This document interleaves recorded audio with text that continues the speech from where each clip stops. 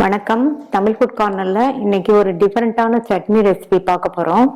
சௌசௌ spring onion chutney. இதனுடைய taste பார்த்தீங்கன்னா ரொம்ப நல்லா இருக்கும். இட்லி தோசைக்கு தொட்டு சாப்பிட்றதுக்கு ரொம்பவே சூப்பரா இருக்கும். இப்போ எப்படி பண்றதுன்னு பார்க்கலாம். இது வரைக்கும் தமிழ் ஃபுட் கார்னர் சேனலை சப்ஸ்கிரைப் பண்ணாதவங்க சப்ஸ்கிரைப் பண்ணிக்கங்க. இதுக்கு ஒரு மீடியம் சைஸ் சௌசௌவும் ஒரு சின்ன கட்டு ஸ்ப்ரிங் ஆனியனும் எடுத்து வச்சிருக்கேன். இந்த சௌசௌவில் பாதி சௌசௌ வச்சு தான் நம்ம இன்றைக்கி சட்னி பண்ண போகிறோம். அதனால் பாதி காயை தோல் சீவி சின்ன பீசஸாக கட் பண்ணிக்கலாம். இந்த ஸ்ப்ரிங் ஆனியனை 2-3 தடவை வாஷ் பண்ணிவிட்டு கீழே உள்ள வெங்காயத்தை தனியாக எடுத்து கட் பண்ணிவிட்டு மீதி உள்ளதையும் சின்ன பீசஸாக கட் பண்ணிக்கலாம். சட்னிக்கு வதக்க வேண்டியதை வதக்கிக்கலாம். ஸ்டவ்வில் ஒரு பேன் போட்டு ஹீட் பண்ணியிருக்கேன். இதில் 1 டேபிள் ஸ்பூன் எண்ணெய் சூடானதும் இதில் 2 டீஸ்பூன் கடலைப்பருப்பும் 2 டீஸ்பூன் உளுந்தும் சேர்த்துட்டு நல்லா பொன்னிறமாக வர வரையும் வறுத்துக்கலாம். பொன்னிறமாக வரப்பட்டுச்சு. இதில் ஒரு சின்ன பீஸ் இஞ்சியும் 3 பல் பூண்டையும் சேர்த்துட்டு கூடவே 3 பச்சை மிளகாவை கீரி சேர்த்துக்கங்க. மிளகாய் உங்களுடைய காரத்துக்கு தகுந்தபடி சேர்த்துக்கங்க. மிதமான தீயில வச்சு இது 2 நிமிஷம் வதக்கிக்கலாம்.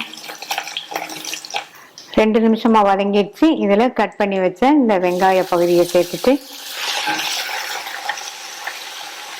லைட்டா ஒரு பரட்டி விட்டுட்டு கட் பண்ணி வச்ச சௌசௌவை சேர்க்கிறேன். இந்த காய் 2 நிமிஷம் போல வதங்கட்டும்.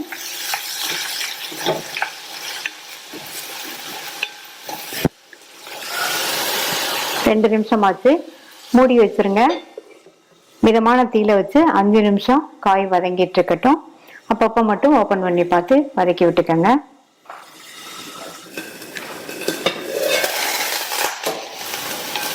அஞ்சு நிமிஷம் ஆச்சு. காய் பாதி அளவுக்கு வெந்திருக்கு. இந்த சட்னிக்கு காய் பாதி அளவு வெந்தா போதும்.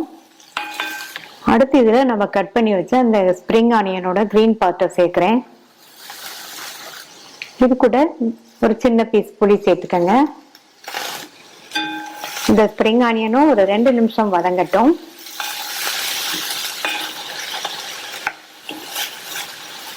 ரெண்டு நிமிஷம் ஆச்சு. அடுத்து இதுல கொஞ்சமா கொத்தமல்லி இலைகளை சேர்த்து ஒரு வதக்கி விட்டுட்டு ஸ்டவ் ஆஃப் பண்ணிருங்க.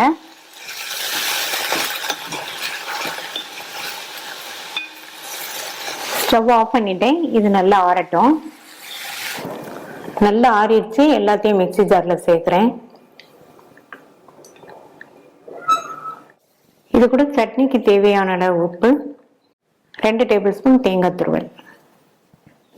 இதுல தண்ணி எதுவும் சேர்க்காம லைட் கோஸா இருக்கிற மாதிரி அரைச்சிட்டு வந்துடலாம். கொஞ்சம் கூட தண்ணி சேர்க்காம அரைச்சாச்சு.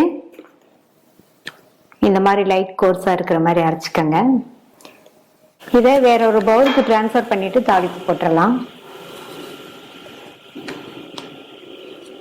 தாளிப்புக்கு 1 டேபிள் ஸ்பூன் எண்ணெய் விட்டு சூடாயிடுச்சு. அதுல கொஞ்சமா கடுகு, கறிவேப்பிலை, ஒரு கட் பண்ண காஞ்ச மிளகாய். தாளிப்பை இந்த சட்னியில சேர்த்துடலாம். அருமையான சுவையில சௌசௌ ஸ்ப்ரிங் ஆனியன் சட்னி ரெடி ஆயிடுச்சு. ட்ரை பண்ணி பார்த்துட்டு உங்க கமெண்ட்ஸை சொல்லுங்க. தேங்க்யூ.